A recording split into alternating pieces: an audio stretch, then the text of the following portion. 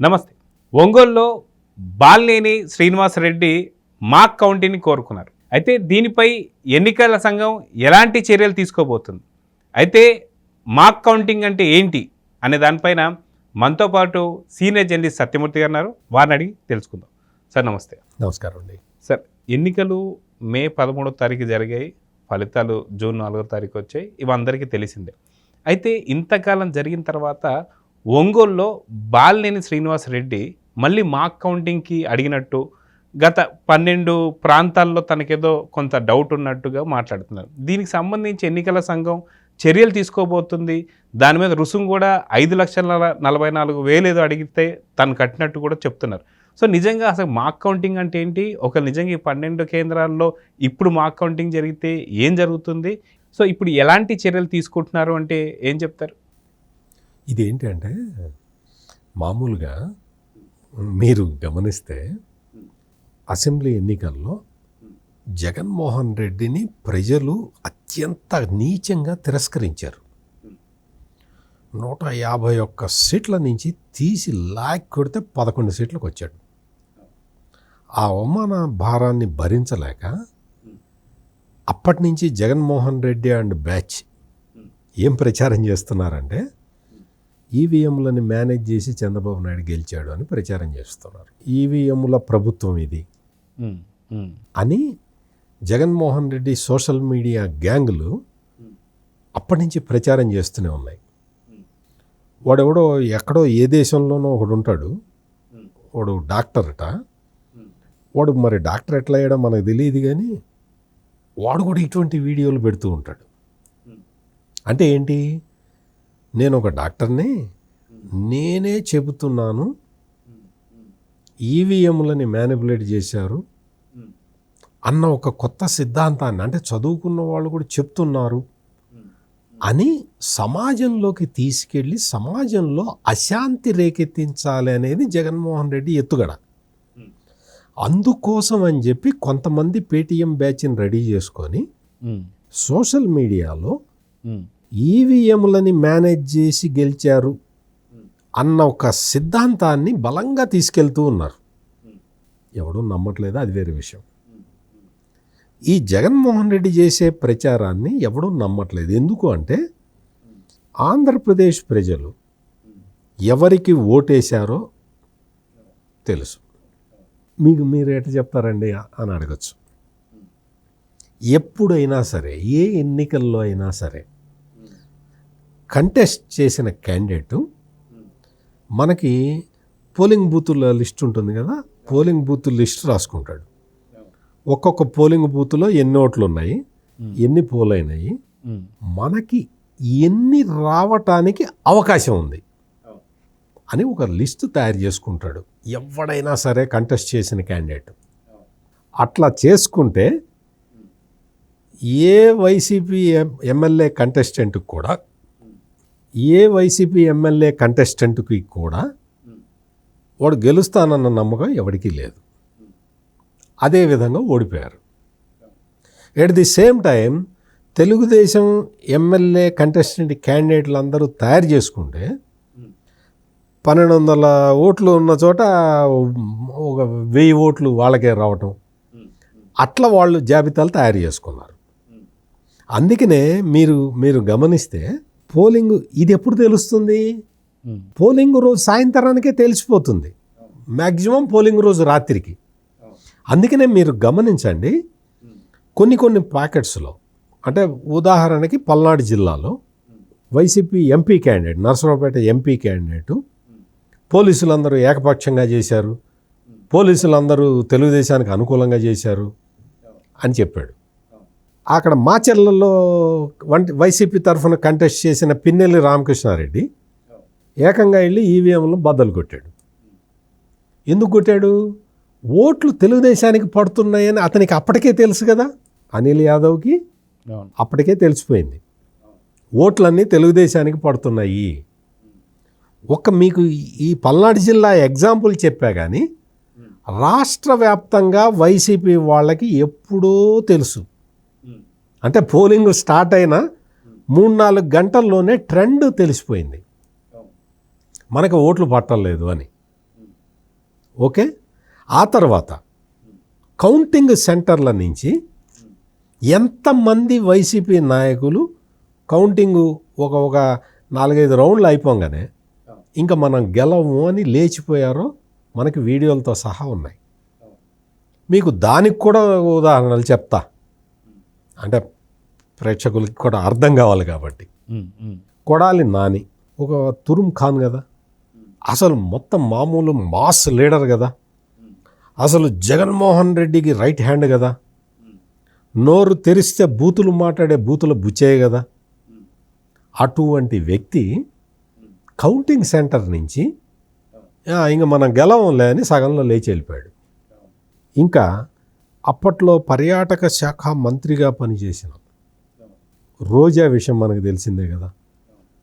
అసలు నా అడ్డా నగరి, నా అడ్డా, అసలు ఎవడరా ఇక్కడి నుంచి నన్ను గదిలిచ్చేది అని చెప్పి ఆమె నానా రకాల పదప్రయోగాలు చేసిన వ్యక్తి కదా. ఆమె కూడా ఇంకా మనం గెలవంలే అని 2 రౌండ్లు అయిపోగానే లేచి వెళ్ళిపోయింది. అంటే వాళ్ళకి తెలుసు కదా, తెలిసిపోయింది కదా మనం గెలవట్లేదని. అంటే నేను పోలింగ్ రోజు చెప్పాను, కౌంటింగ్ రోజు 2 ఎగ్జాంపుల్సే చెప్పాను మీకు. ఎలక్షన్లు అయిపోయి రిజల్ట్స్ అన్నీ వచ్చేసిన తర్వాత, తెలుగుదేశం కూటమి ప్రభుత్వం ఏర్పాటైన తర్వాత మరి ఈవీఎంలను మేనేజ్ చేశారని ఎందుకు ప్రచారం చేస్తున్నారు?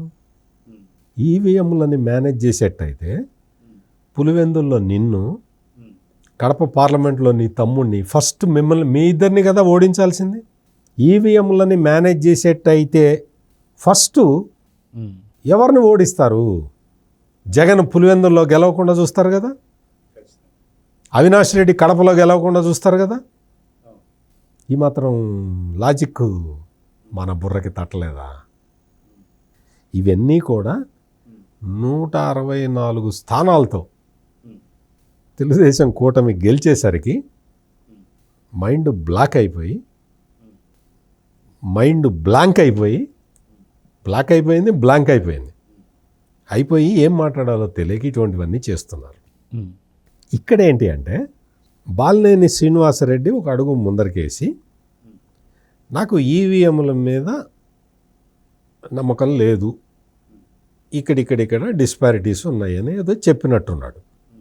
ఇప్పుడు రేపు జరగబోయేది ఏంటి అంటే, ఇది మాకు పోలింగు కాదు, మాకు కౌంటింగు కాదు, ఇది కాదు, ఇది ఏంటంటే ఈవీఎంలని టెస్ట్ చేయాలి. అంటే బాలినేని శ్రీనివాసరెడ్డి ఉద్దేశం ఏంటి అంటే, ఫ్యాన్ గుర్తుకి నొక్కితే సైకిల్ గుర్తుకు పోయిందని కదా. ఇప్పుడు ఏం చేస్తారంటే, ఇది దీని మీద ఇంకా ఎలక్షన్ కమిషన్ ఇంకా డెసిషన్ తీసుకుందో లేదో తెలియదు. డబ్బులు ఏదో కట్టినాడు, మీరు అన్నట్టు 5,44,000 కట్టినట్టు ఉన్నాడు ఖర్చుల కోసం. ఆ ఈవీఎంలు తయారు చేసే కంపెనీ ప్రతినిధులు వస్తారు అక్కడికి.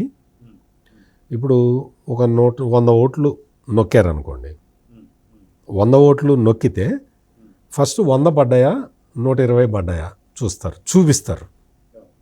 ఓకే, ఈ 100లో 70 సైకిల్కి గుద్దితే, 30 వైసీపీకి గుద్దితే, ఈ 70 కరెక్ట్గా వచ్చినాయా లేదా, ఈ 30 కరెక్ట్గా వచ్చినాయా లేదా అని. ఇది ఓన్లీ ఈవీఎంల డిమాన్స్ట్రేషన్. ఓకే, అందుకని మీరు దీన్ని మాకు పోలింగ్ అనో, మాకు కౌంటింగ్ అనో, ఈ పేర్లతోటి కాదు ఇక్కడ జరుగుతున్నది.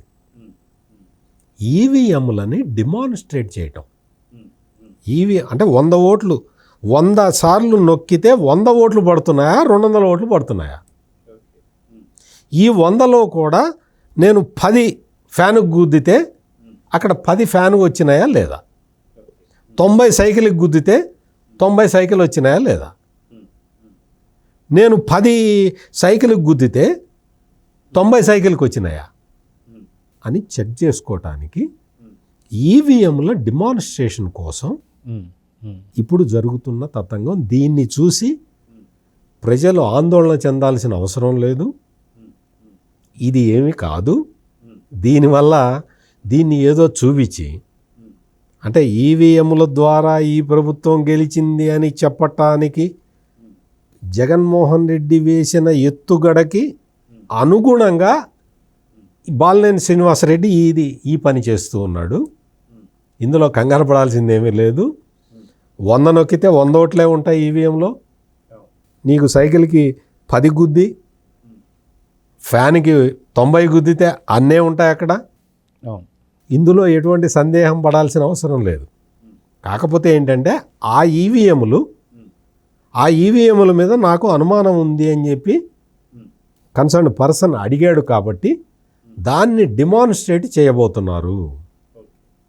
ఇందులో అక్కడ వచ్చేసి ప్రజలందరితోటి మళ్ళీ ఓట్లు వేయించేసి ఇందులో బాలినేని శ్రీనివాసరెడ్డి దగ్గర అందరూ ఈ ముఠా మేస్త్రీలే ఉంటారు కదా, అందరూ కూడా వాళ్ళందరూ ఈ లంపెన్ ఎలిమెంట్స్ ఉంటారు కదా, రౌడీ ఎలిమెంట్స్, వాళ్ళందరినీ తీసుకొచ్చేసి తెలుగుదేశం వాళ్ళందరినీ చెదరగొట్టేసి వాళ్ళే మొత్తం ఓట్లు వేసుకొని ఇంత శ్రమపడ్డా అక్కడ చూసేది ఏంటి అంటే 10 ఫ్యాన్కు నొక్కితే ఇక్కడ 10 వచ్చినాయా లేదా, ఇక్కడ 90 సైకిల్కి నొక్కితే ఇక్కడ 90 వచ్చినాయా లేదా, ఇక్కడ 10 నొక్కితే ఇక్కడ 90 వచ్చినాయా, ఇక్కడ 90 నొక్కితే ఇక్కడ 10 వచ్చినాయా అనేది వెరిఫై చేయడానికి మాత్రమే ఇది పెడుతున్నారు. ఇందులో ఓటర్లు పార్టిసిపేట్ చెయ్యరు నాకు తెలిసినంత వరకు. ఓటర్లు పార్టిసిపేట్ చేయటం, ఓటర్లు వచ్చి చేయటం కాదు, ఇది ఈవీఎంల డిమాన్స్ట్రేషన్ వరకే. అందువల్ల ఎవరు కంగారు పడాల్సిన అవసరం లేదు. ఈవీఎంలు పర్ఫెక్ట్గా పనిచేస్తాయి. ఈ విషయాన్ని జగన్మోహన్ రెడ్డి అంతకుముందు 2019లో గెలిచినప్పుడు తనే చెప్పాడు, ఈవీఎంలు పర్ఫెక్ట్గా పనిచేస్తున్నాయి అని చెప్పాడు. ఈ రోజున తనకి 11 సీట్లకే పరిమితం అయ్యేసరికి ఈవీఎంలు పనిచేయట్లేదని చెప్తున్నాడు. అప్పుడు ఆ రోజు మాట్లాడింది తప్పన్నా అయి ఉండాలి, ఈరోజు మాట్లాడింది తప్పన్నా అయి ఉండాలి, అంతే కదా. అదే తేలబోతున్నది.